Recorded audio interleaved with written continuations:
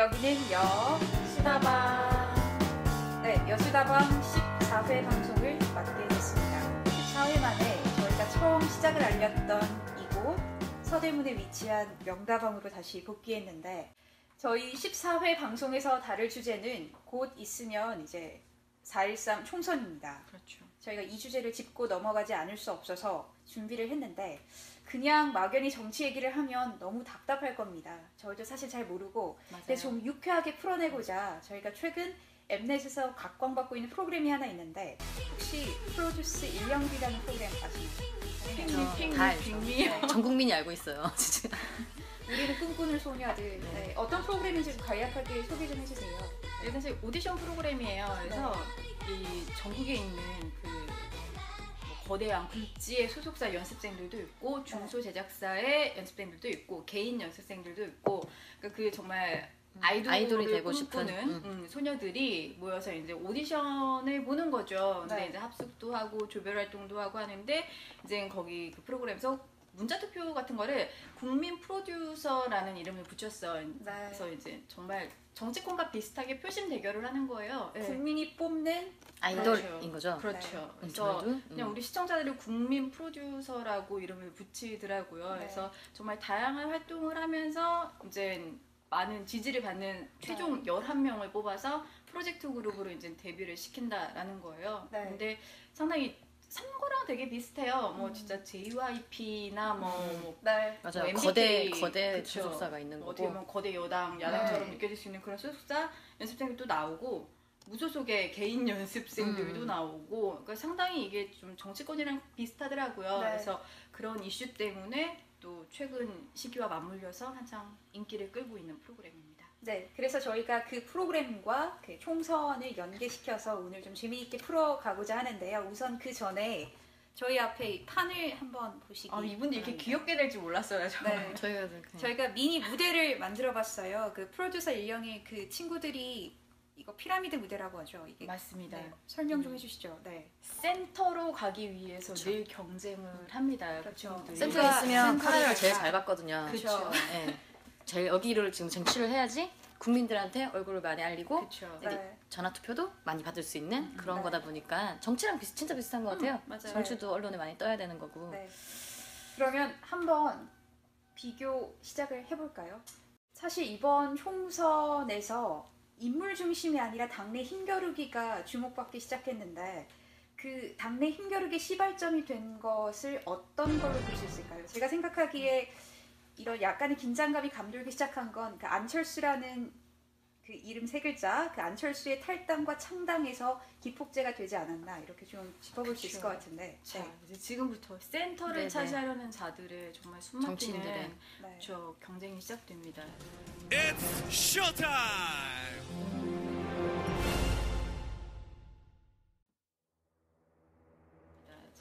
일단은 가장 먼저 이 전쟁의 서막을 알린 것이 안철수의 선빵입니다. 약간 저기 좀 치워놓을까요? 그렇죠. 이렇게 뒤로도 이제 다른 약간 비켜드려. 뒤로 빠진 카메라를 못 받아요.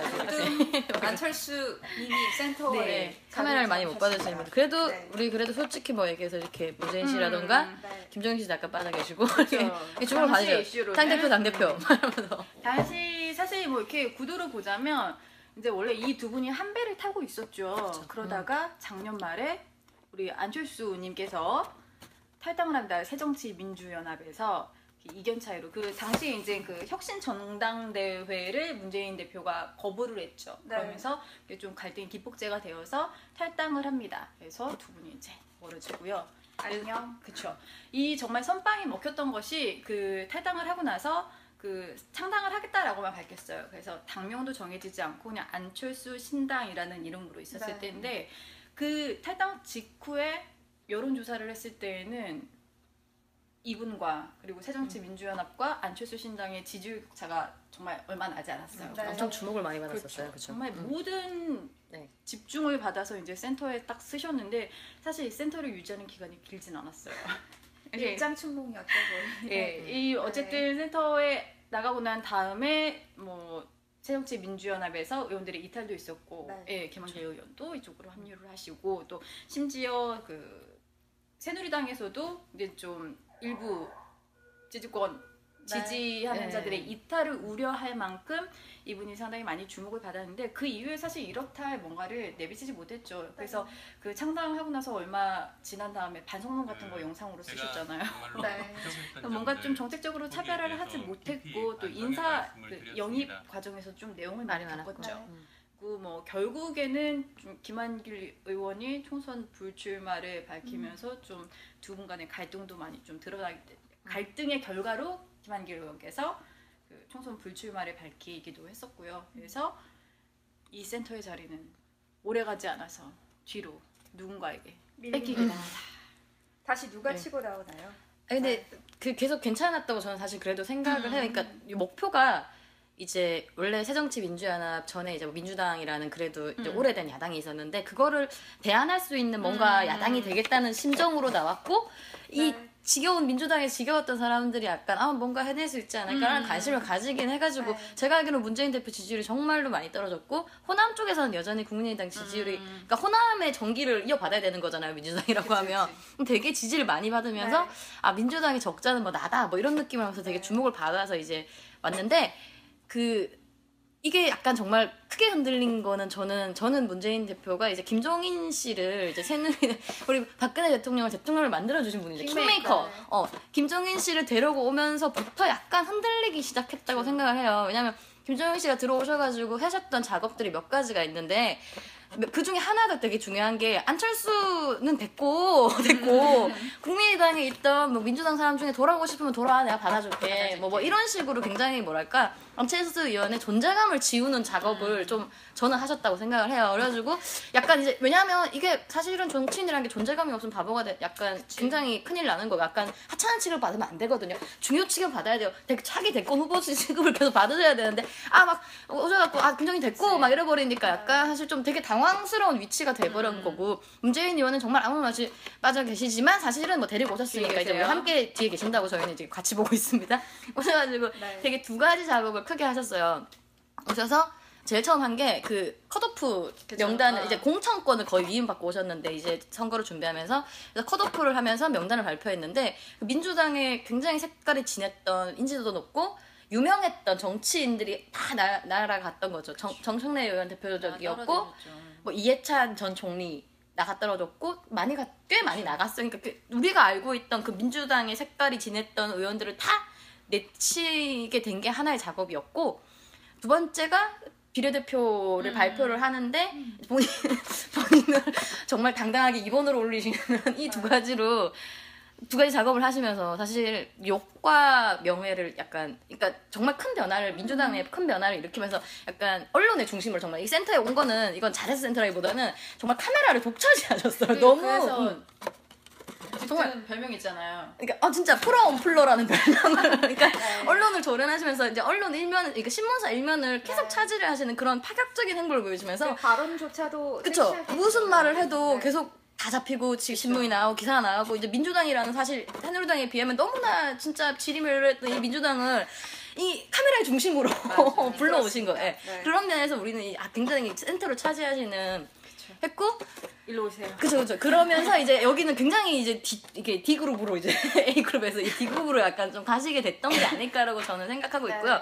그 두 가지 행동은 사실은 진짜 욕도 많이 왜냐하면 비례대표 이번 특히 많이 욕을 먹었는데 그게 너무 보기가 좀 너무 그렇다. 어디 자기를 셀프 공천이라고 욕 많이 먹었잖아요. 백세보다는 젊다 70. 그쵸. 이름도 안 나온 셀프 공천 내가 이번 할 거야라고 나와버리니까 너무 당당하게 너무 부끄러운 걸 보는 사람들이 하지만 이제 그때 약간 우리 전에 숨어 계셨던 문재인 대표가 올라오셔서 아니다 그러신 분 아니시다 그러신 분 아니시고 내가 원래 뭐 하기로 했고 그거는 그렇게 볼 게 아니다라면서 약간 조절을 하시면서 그동안 또 약간 숨어 계셨던 존재감을 약간 가면서 이제 우리 둘이는 그러니까 사실 그래서 요즘에 기사가 제일 나오는 게 둘이서 되게 갈등을 일으키고 있다는 기사가 나오는데 저는 그건 아니라고 보고 둘이서 함께 가시면서 약간 그 정말 이 뭐랄까 정말 이렇게 완전 해체될 위기였던 민주당을 약간 다시 한번 제1야당이라는 그런 인지도를 올려놓으신 두 분이라고 생각해요. 그래서 되게 흥미로웠던 기사 중에 하나가 그런 표현을 쓰셨더라고요. 김종인이 와서 민주당을 계속 흔드는데 역사적이게도 민주당은 그럼으로써 안정을 찾아가고 그러니까 엄청 조직적으로 했어요. 왜냐하면 김종인이라는 사람이 왜냐면 민주당 사실은 인재도 많아요. 새누리당 못지않게 인재도 많은데 문제는 다 너무 잘났어. 다 지들만 잘나가지고 무슨 당대표가 뭘 하라고 해도 하지도 않고 옛날에 노무현 대통령이 진짜 야당 대통령이 됐을 때도 심지어 얘네는 최근에 보세요. 박근혜 대통령이 뭐 한다 그러면 조직적으로 빵 밀어주는데 여기는 뭐 다 잘나가지고 대통령이 해도 딴지고 뭐 해도 딴지고 해가지고 문재인 대표는 우리 대표 얼마 착해요. 그러니까 착하니까 말도 못하니까 네. 그래서 오셔가지고 아. 다 조용해. 한마디로 다 조용해를 보여주시면서 잘난 개개인을 한꺼번에 네, 모으는 조직, 국정 예, 역할을 했다. 조직력이라는 게 뭔지를 좀 저는 개인적으로 해서 파편화된 걸 하나 더 맞아요. 그리고 그러면서도 그때 공천 탈락, 그 컷오프 탈락했던 정청래 의원이라든가 여러 가지 사람들이 우리는 탈락을 했지만 우린 도울 거야 이러면서 막 컷오프 네. 뭐 이상한 거 하나 만들었잖아요. 그래서 막 응원단 뭐 이런 걸 만들었어요. 그런 게 사실 조직력이거든요. 네. 우리는 이제 이분들의 선택을 믿고 우리는 계속 우리 당을 지지할 거다. 맞아, 그러니까 맞아. 우리는 당을 위해서 움직이겠다라는 게 진짜 민주당 역사상 저는 처음 나왔다고 처음은 아니겠지. 옛날에 더 큰 리더였을 때 나왔지만 굉장히 오랜 기간 발견하지 최근에. 못했던 그런 조직력이 겨우 되살아나고 있는 것 같아가지고 약간은 싸울만 하지 않을까라는 생각을 조금 했어요. 흥미로웠습니다. 여기까지는 했고 저희 야당의 의견은 여기까지 저희. 그죠. 하시고 이러고 있는 동안 여기서 이러고 있는 동안 여권에서도 예. 배신의 정치라는 키워드가 등장하면서 그렇죠. 세력 다툼이 시작됩니다. 어쩌면 이분과 그쵸. 이분들의 이슈 한참 전부터 이 이야기는 맞아요. 예. 시작되고 있었는지도 몰라요. 오래된 얘기죠. 오래된 얘기죠. 자, 지금은 이게 색깔이 없는 분이신데요. 그레이입니다. 그레이. 유승민 의원이 좀 마음속은 예전에- 빨간색이신데. 마음속엔 네. 그분 어떻게 이렇게 있다. 채워야 그러니까 채워드리고 싶지만 이분이 사실 그 얘기했죠. 그 박근혜 대통령을 그 연설하시면서 좀 박근혜 대통령의 정책, 현 정부의 정책을 좀 깠죠. 증세 없는 그쵸. 복지 말이 안 되네. 말이 안 된다 이런 식으로 말씀을 하시면서 이제 그때 이제 친박계와 그 블루하우스로부터 엄청난 지탄을 받으셨죠. 이렇게 하시면서 그 이후에 이제 그때부터 이제 뭔가 이전부터였겠지만 미운 털이 박히셨어요. 그래서 이슈가 계속 쌓였어요. 그러다가 이제 새누리당에서 공천 해야 되는데 대구 동구 을이었죠.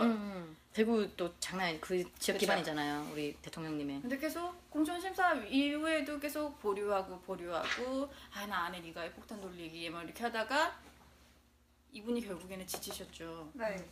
그래서 어떻게 하셨습니까? 탈당하고 나오셨습니다. 나와버렸죠. 구체적으로 탈당 출마를 당시에 그 기자회견 당시 했던 말들이 키워드가 몇 가지 있는데 뭐 시대착오적 정치 보복이다, 민주주의가 아니다 이런 워딩들이 돌아다니면서 좀뭐 공천 약간- 학살이라는 표현이 제일 많이 나왔죠. 그래도 진짜 급부상하셨어요. 그래서 합리적 보수에 약간 뭔가를 하실 수, 됐다. 이러면서 그렇죠. 또 약간 멋있으신 느낌이잖아요. 그러니까 젊은 보수에게는 마음을 그쵸. 살 수 엄청 있었던 먹힐 수 발언들을 있었던. 많이 그렇죠. 쏟아내고. 그러면서 네. 이제 또 이분이 합리적인. 예. 꽃길만 밟고 다니는 사람이 그래서 또 이분이랑 또 이제 갈등하시고 그 사실 이분을 맞다 설명했었어요. 이분을 자꾸 저요. 이분을 한번 이분 설명- 뒤에도 한 분이 계세요. 아시죠? 아시지만 저희가 감히 감히 언급할 수 없는 그분. 그분. 언급하면 약간 그 사람 뭐라고 할까요? 더맨 뭐 이렇게 얘기할까요? 뭐라고 얘기해야 되죠? 계세요. 볼드모트처럼 이름을 부를 수 없는 그 사람. 누구나 알지만 함부로 네. 다룰 수 없는. 그쵸. 사실은 굉장히 그분을 얻고 이러면서 그쵸. 김미성 의원도 그래서 사실은 당대표임에도 불구하고 여기 힘을 계셨죠, 하나도 여기. 못 썼으니까 존재감이 너무 없었어. 그래서 네. 사실 한때 킹무성 거리고 차기 대권 주자이신 우리 뮤성 형님 막 그러고 진짜 막 완전 장난 아니었잖아요. 장난 아니셨는데. 여기 지금 이렇게 계신다고 네, 완전 찌그러지셨다고 혼나나 어떤 찌그러지셔가지고 되게 전쟁감 없이 사라지셨는데 우리 되게 급격히 앞으로 나오는 그렇죠. 일들이 있었죠. 키워드도 있습니다. 게임 아직 안 끝났어. 네 게임은 끝나지 않았어요. 나 사실은 죽지 않았어. 그쵸, 라고 그쵸. 등장했습니다. 갑자기 바로 옥새 파동이 시작됐다는 건데요. 그 사실은 뭐 김무성 대표가 얘기하는 거는 나는 그 민주주의가 아니라고 말을 내뱉으면서 떠난 동지들 그 말이 너무 마음이 가슴이 아팠다라고 얘기를 하면서 그 당규에 어긋난다 판단을 하고 그 5곳에 대해서는 무공천 하겠다라고 갑작스레 기자회견을 하게 됩니다. 그러고 난 뒤에 부산으로 도망을 가셨죠. 이렇게 도장을 찍어줘야지. 도망갔다라는 표현을 하는 게 맞는지는 모르겠으나 사실 그러면 그 김무성이 도망갔다고 표현하는 이유는 그 당 대표의 그 도장이 있어야 공천에 나갈 수 있는데 그 도장을 가지고 있는 김무성이 김무성 대표라고 해줍시다. 김무성 대표가 사라졌습니다. 네. 부산으로 가면서 당장 그 출마를 할 수 없는 상황에 결제를 안 해준 되는 거니까. 거죠. 네. 도장을 이제 안 찍겠다는 강력한 의지인 거죠. 사실은 해외로 왜 안 가는 거냐 뭐 이런 얘기도 나왔는데 네. 해외로 가버리면 약간 그 정말 없는 셈 치고 그걸 또 어. 통과시킬 수가 있대. 근데 부산에 있는 거니까 그치. 올라오라고 해서 이제 합상을 해야 되는 거죠. 저희들도 네. 그래도 당대표가 두 눈을 시퍼렇게 뜨고 살아있는데 부산에 있다는 이유 하나만으로 아 당신 엄셈 치겠어라고는 도저히 못하는 거죠. 아무리 강력한 뭔가를 갖고 있다고 해도 그렇게 되면 정말 장난이 아니거든요. 사람들이 얼마나 국회의원 장난이야? 정치의 장난이야? 이렇게 돼버릴 순 없으니까 그런 막무가내 못 쓰니까 되게 현명하게 부산으로 도망치셔가지고 도망 아니지 자신의 지역구에서 결국 뭐 원유철 대표도 내려가서 설득하고 그 김무성 대표도 타협에 이르게 됩니다. 그 대구 세 자리 내주고 유승민 이재호 의원 지역을 무공천하는 걸로 그렇게 박반 원하는 거를 다 이루셨다는 게 나름 정치권. 왜냐하면 어차피 5개를 정말 다 안 찍어준다는 건 말이 안 됐고 네. 가장 중요한 2개를 확보를 하신 거잖아요, 사실은. 그래서 되게 다 얻으시면서 지금 약간 이런 면이 이런 그러니까 면이 다들 있었어? 뭐 이런 의외인데? 승부사적인 면모를 네. 처음으로 보여주셨나? 막 이런. 네, 앞서서 저희가 이제 프로듀스 101에 빗대어 총선을 지금까지 진행된 상황을 간략하게 진단을 해봤는데 앞으로 그러면 어떻게 전개가 될지 저희가 감히 한번 판세를 분석해 볼까 하는데 그다음에 뭐 같이 또 간다면 뭐 전략도 좀 짜야 되고 사실은 그러니까 굉장히 시간이 조금밖에 안 남았다 타임 리미트가 얼마 남지 않은 상황인데 근데 지금까지 상황을 보면 지금 뭐 이제 사실 아까 계속 밀려 계셨잖아요. 좀 약간 짜증이 났어 지금 사실 굉장히 짜증 많이 나게 해서요. 뭐 제가 볼 때는 그래요. 과격한 발언 많이 엄청 하시더라고요. 과격한 발언 많이 하고 계세요. 네. 여기서 막 나가서 연대하면 탈당이다. 뭐 그다음에 뭐 선거 안 나가도 탈당이고 뭐 이래도 탈당이고 저래도 탈당이고 하면서 뭔가 연대에 동그라미만 나와도 맞아, 지금 막 맞아. 거의 분노를 하고 계시거든요. 게 없으리라는 건 아니지만 뭔가 이 당의 전체적으로 움직이는 그런 조직적인 모습을 좀 볼 수 있지 않을까라는 게 조금 기대돼요. 그러니까 개별 정치인보다는 더민주의 누구 뭐 이런 식으로 해서 좀 제대로 된 정당 정치적인 좀 정치적인 정말 선거가 될 수 있지. 경제 이런 거 다 똑같아요. 또 의미 없어요. 내가 볼 때 의미 없어. 정책 다 똑같고 어차피 청년 살려야 되고 저기 맞아요. 보이는 복지 해야 되고요. 다 해야 되는 건 해야 되는 거고. 그럼 뭐가 차이가 날 건가? 실행력을 보여주는 우리의 조직력을 보여주는 싸움이라고 생각하거든요. 그래서 그 조직력을 아마 선거를 통해서 우리가 눈으로 보고 제대로 선거활동하고 이렇게 제대로 조직력이 보이면 찍어줄 수 있고 뭐 이런 식의 정치가 좀 완성됐으면 하는 바람도 있고 그거를 좀 저는 지켜보고 있어요. 자, 우리 프로듀서님에게 인사.